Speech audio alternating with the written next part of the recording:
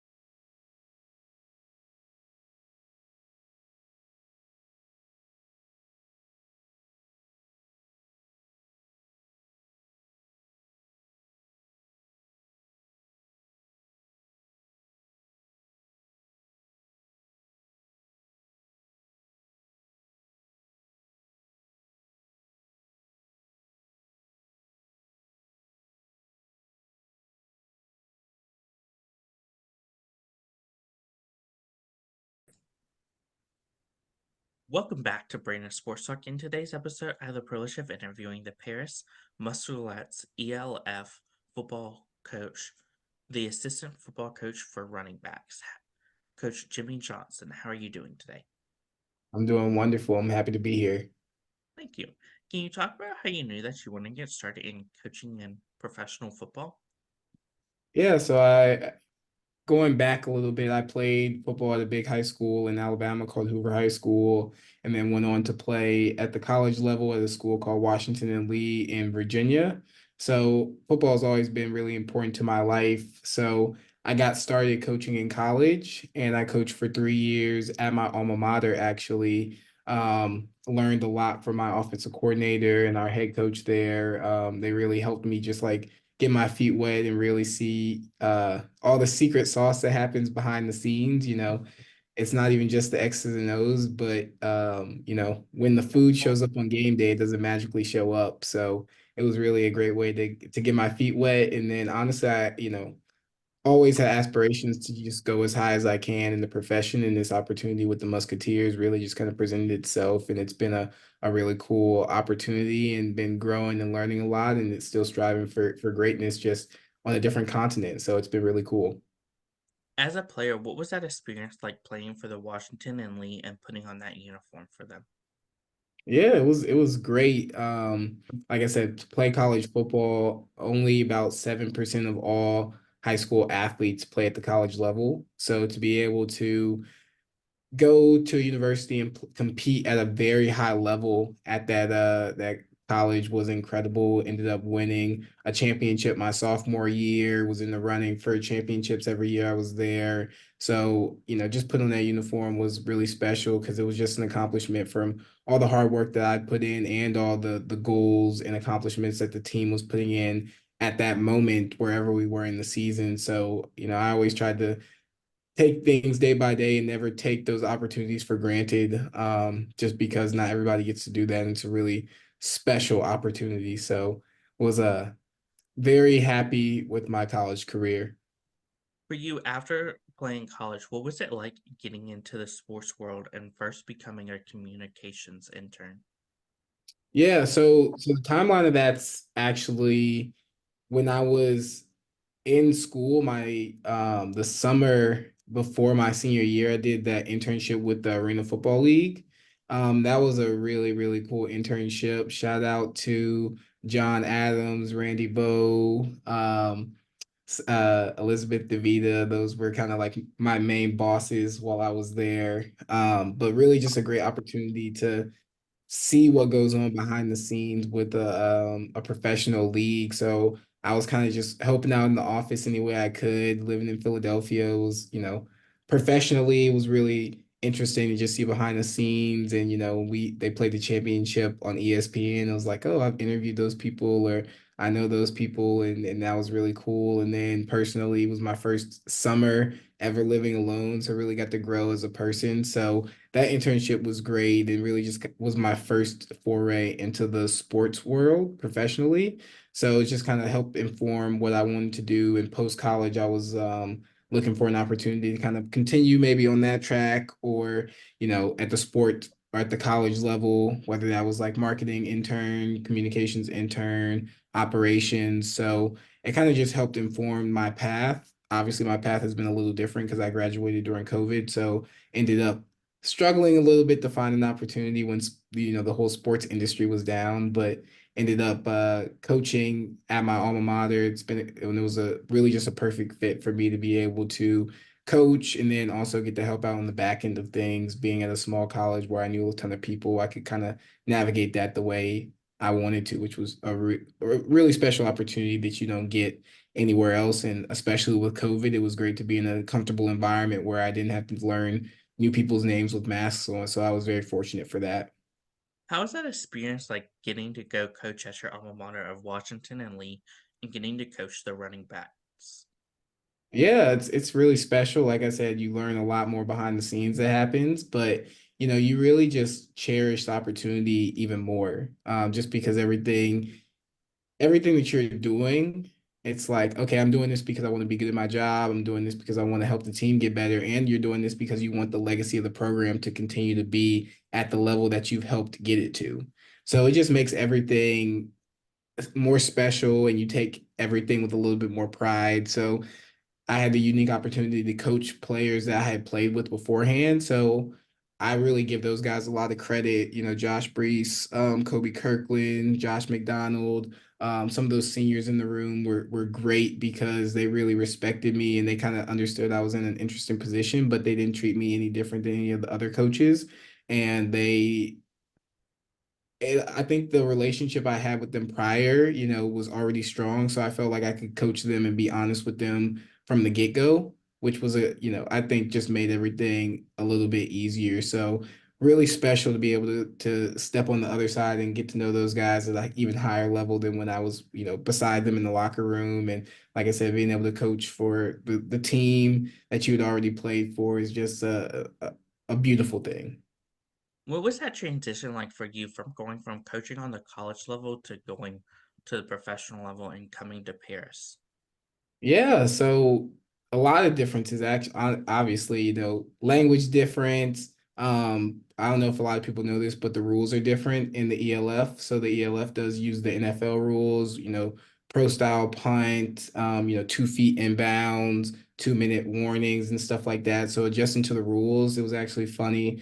When I took the Paris job, I asked the head coach to send me the rule book, and it was actually the first time I'd ever read a real football rule book ever in my life, which is funny. You've been around the sport for so long, you never actually looked at the nitty gritty of the rules, but it was it was obviously, like I said, the semantics of that were different. And then honestly, just like the Paris team was brand new. So I don't know if there was a ton of adjustments in terms of like going from college to professional. But I think there was just a ton of adjustments going from, a well-established program such as Washington and Lee. I've been around the coaches, been around the players for a long time, and then dipping into a entirely new environment where like we literally got our helmets maybe like a week or two before the first practice.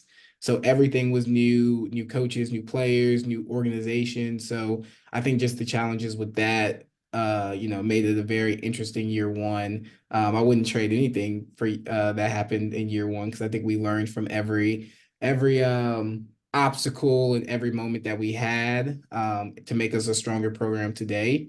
But I think the transition, I would just say if I had to encapsulate the transition, it's just being adaptable. Because while it's pro football, obviously there's some limitations with it being in Europe, and our head coach always says, stay loose and adapt. And I think that's kind of the definition of, how you have to approach things in the ELF. And like I said, at the end of the day, we're getting to coach ball at a high level in a beautiful city. Doesn't get much better than that. Of course, being a new team when you came in, what was that experience like coming into a new team versus, as you said, where Washington Lee was already established before you came in? Yeah, like I said, you just take a lot of things you take for granted. It's like, oh, we have to create systems or somebody has to do this and that, like for example, like getting visas for the players from the US and from the coaches from the US to come over there. Like our operations person, Jesse Westerling, who's the GOAT, she had to figure all that out by herself. And now there's like a system, year two, it's a lot easier, but when it's year one and no one's ever done that before, it's like, oh, how do we do this? So, just again, small things, what's going to be our pregame routine? What's going to be our travel routine? What's going to be, how do we handle bye weeks? How do we do game planning? It's just like all the things that you kind of step into if you're entering an established program are all things that we had to create and curate, figure out the flow and the chemistry with the coaches, figure out the flow and the chemistry with the players, and all of a sudden, there's a language barrier with some people. I'm trying to uh uh apprendre ma français or apprendre la français, but it's still a challenging language. It's fun to be able to coach ball and then learn the language and be immersed in it, but it's like I said, there are a lot of things that you take for granted, but it's a really unique opportunity because at the end of the day, you can look back and say, wow, we created the foundation of what we wanted this program to look like. And there's not a lot of opportunities in your life to do something for the first time. And it was very special to be able to be a part of that with the Paris team. Of course, for you, what are some of the things that you were able to take over from the college level to come over to the professional level to coach the running backs? Yeah,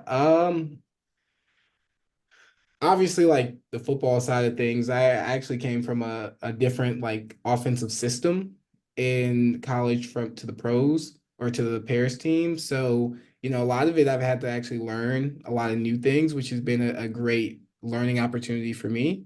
But there's just some things in terms of like the structure and you see what a well-oiled machine kind of looks like, and then you try to implement that in your position group and your side of the ball, and then holistically.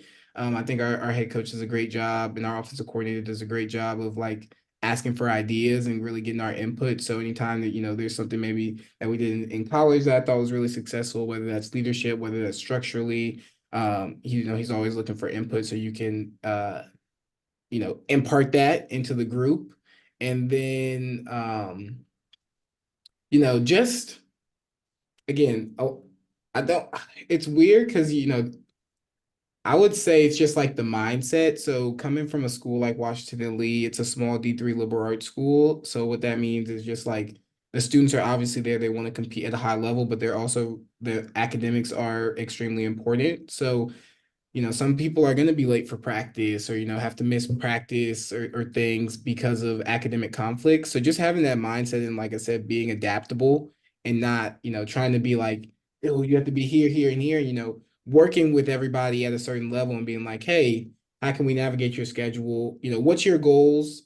How can we like be strategic with how your day's going or your major or like extracurriculars and create a personal plan for you to accomplish your goal. But you may have to jag left and jag right rather than like a straight line if someone, maybe doesn't have as many commitments. So I think that mindset of adaptability has really helped me a lot. And I think a lot of that was forged or the foundation of that was built when coaching at a school like Washington and Lee.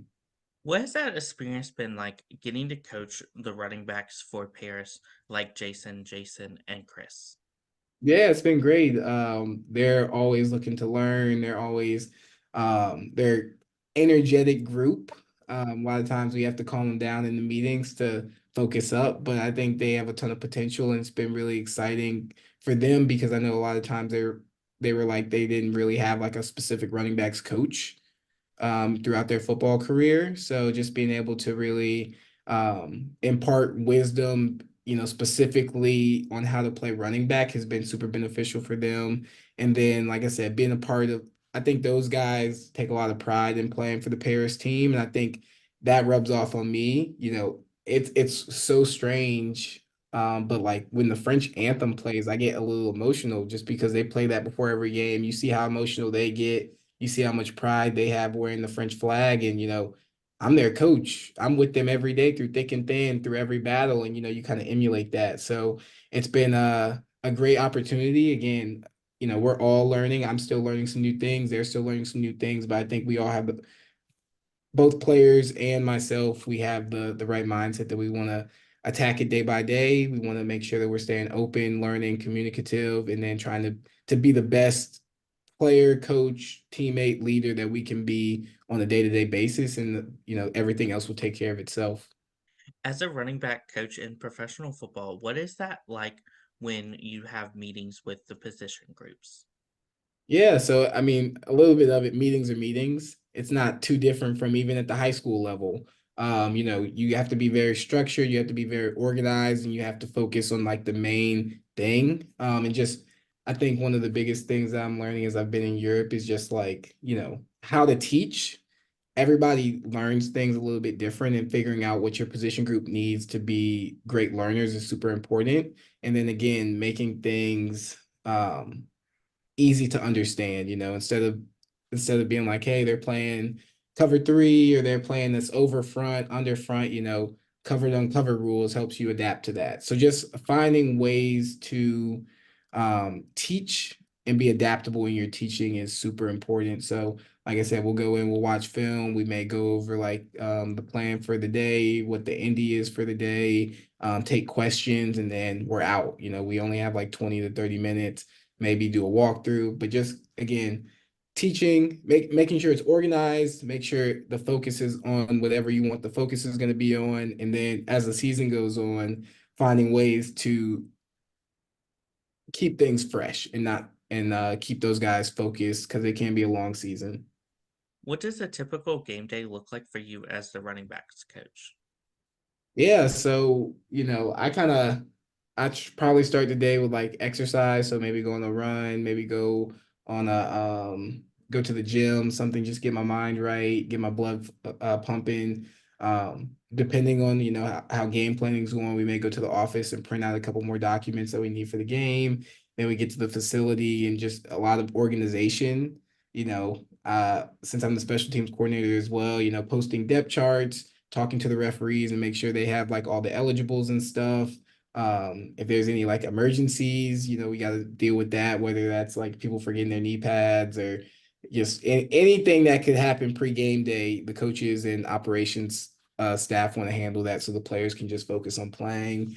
And then, we'll do pregame warm-ups, making sure that we just have a lot of energy, make sure the guys are focused, any other last minute coaching points. And then, I try to lock in, probably like an hour or 2 hours before the game, I'll listen to jazz music. And then probably like 30 minutes before the game, I'll probably, go to my like hip hop, upbeat rap playlist and kind of get locked in, get my mind right, and get ready to go to war with the guys. What does the game day atmosphere look like for Paris? Yeah, it's phenomenal. Depending on who watches this, I personally, it was better than my college experience, just being honest. We probably average like 4,000, 5,000 people a game at the home games. And then even at some of the away games, close to 8,000 to 10,000 people, which is incredible, especially for year three of the league. It's amazing to see the passion that the fans have. And, we're just getting started. So, the Paris game day experience is, like I said, incredible. It starts with the stadium. The stadium is gorgeous. If you've never been, it's called Stade Jean. It's right next to Parc des Princes, and like I said, it's a perfect size for the team, and it's just like the field is beautiful. It has great sight lines, and just a really amazing place to play. And does kind of make it, when we step in there, we're like, wow, we're a professional team. We're the top team in France, and it feels like that. And then the fan involvement, I think one of the coaches was saying this last year, but like the fans in Paris, they understand football. They know when to get loud. They know when to like quiet down if we have the ball. And when, we make a big play, you can hear the roar in the stadium, which is a really special experience. I'll never forget after the first game. Unfortunately, we lost, but just like hearing the chants of Ici c'est Paris, Ici c'est Paris, Ici c'est Paris was like really, really special. Or it's actually say East Paris, I think I can't remember. But just the chant and the amount of pride the people have for the city was incredible. And again, kind of fuels me to be better in my craft day after day. For you, what was that feeling like getting to step onto that field for the first time as a coach? Yeah, like I said, I didn't really.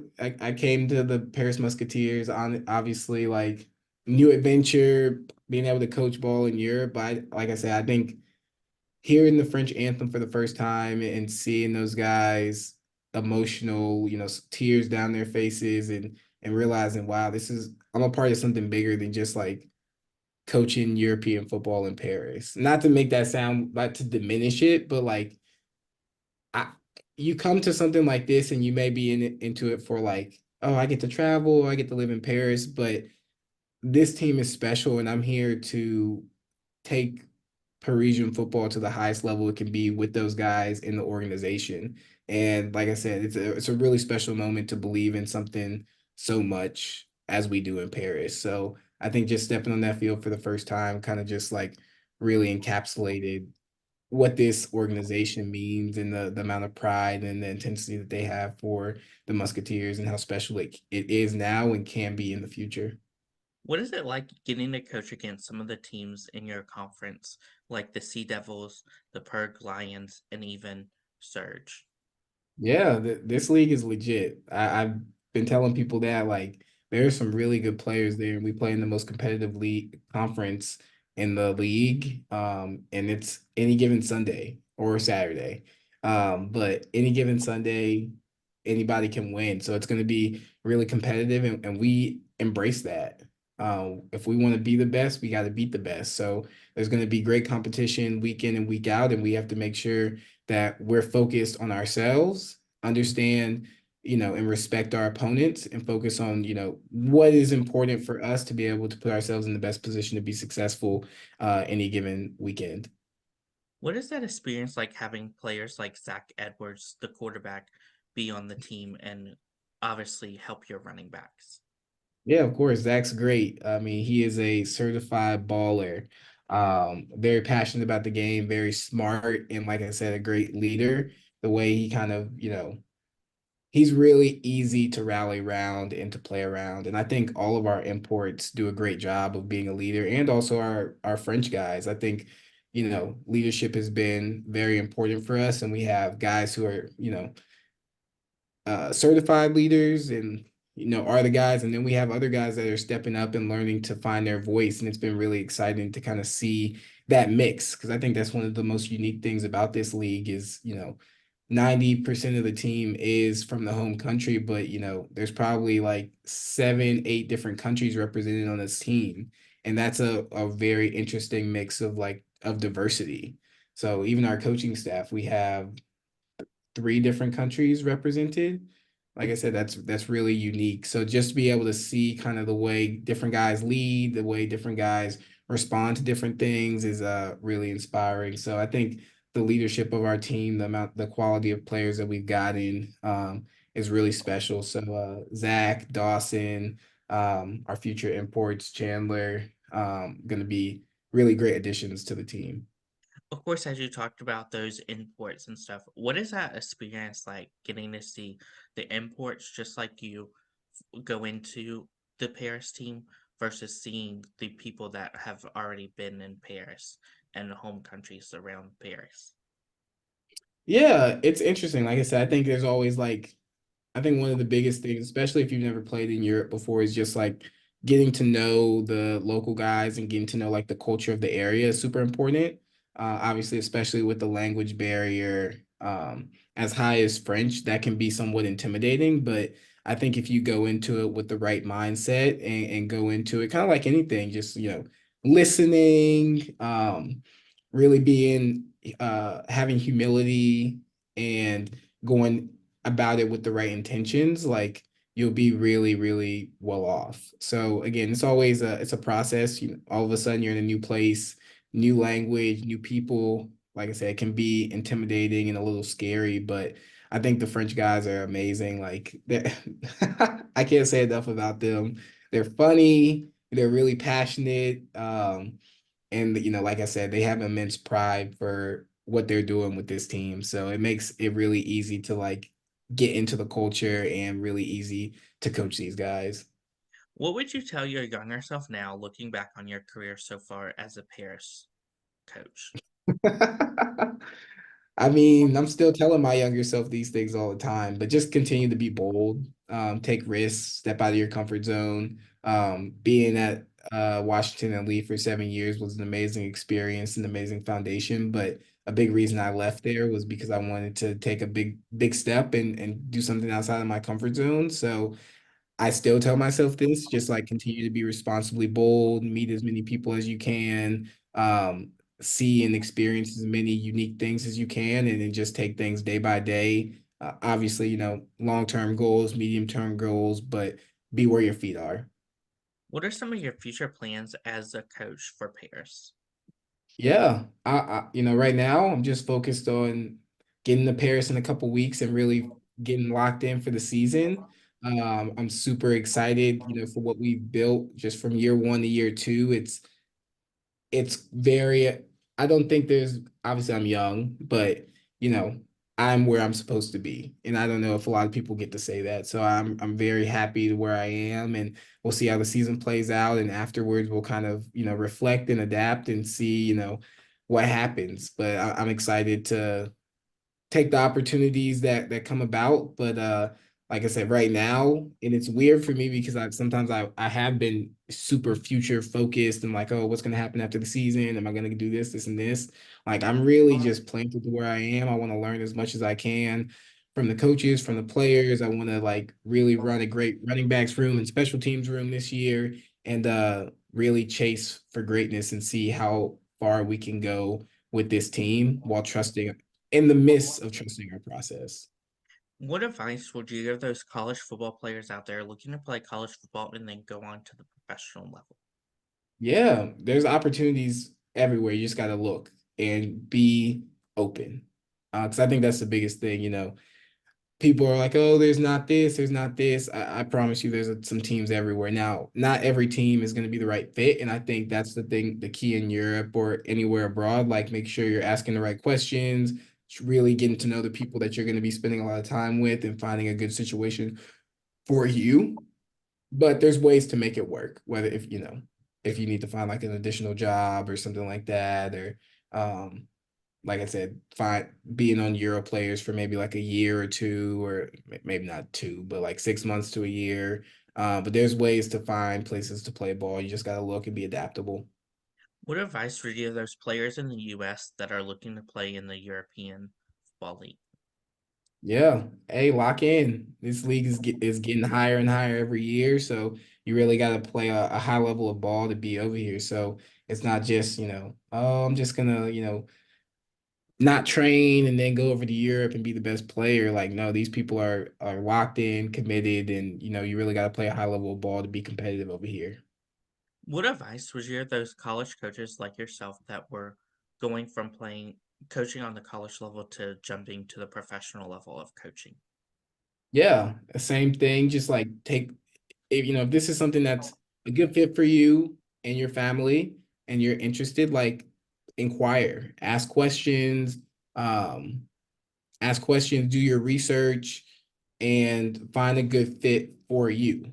I do think coaching in Europe has been like it's made me a better coach, which I think maybe 10 years ago, I think just from what I've heard, like some people can come over here and like escape and um have the knowledge that you have from the States and just like gatekeep that and really just, I'm just going to keep my offense to myself. We're going to dominate this league and blah, blah, blah. But I personally have learned a ton so far. It's made me a better coach, a better teacher, and just a better problem solver. And I really think, if you break coaching down to what are its core elements, those are like three really, really important things. We got to be able to adapt to situations. Off of adaptation, we got to be able to problem solve, and then we got to be able to teach, not just X's and O's, but teach and really relationship build. So it's like I said, I've been very grateful for my experience. And I think there's like similar to coming over here, if you were a player, there are a ton of opportunities to coach over here. You just got to look and find and inquire and find the right situation for you. What advice would you give those coaches out there looking to coach on the professional level, like the European Football League? Yeah. Similar to what I just said, like just look, be open, and just come over here and be ready to, don't come to Europe with an arrogance, because the players can see that. The players, they're grown men. They're gonna see if you're just uh you're not about it. So just come over here, be humble, and coach as hard as you can, and be a teacher. That's great advice. Where can my listeners find you at on social media? Yeah. I'm on Twitter and Instagram. My handle is at underscore the tryhard underscore. And I also have a YouTube channel called the Special Team School. It's a little bit on hiatus right now, but I imagine in the off season we'll get back going with that. So it's, I'm on socials. I'm a young guy. I like to post stuff. So give me a follow if you want to. Thank you again, Coach Jimmie Johnson, for your interview, and best of luck in your future with the Paris as the football coach for the Runningbacks. Thank you. You can find Brandon Sports Talk on Instagram at Brandon Sports Talk, Twitter at Talk_Brandon, and you can find me on YouTube at Brandon Sports Talk. Don't forget to like, comment, and subscribe. Thank you again, Coach Jimmie Johnson, for your interview, and best of luck in your future. You've been watching Brandon Sports Talk.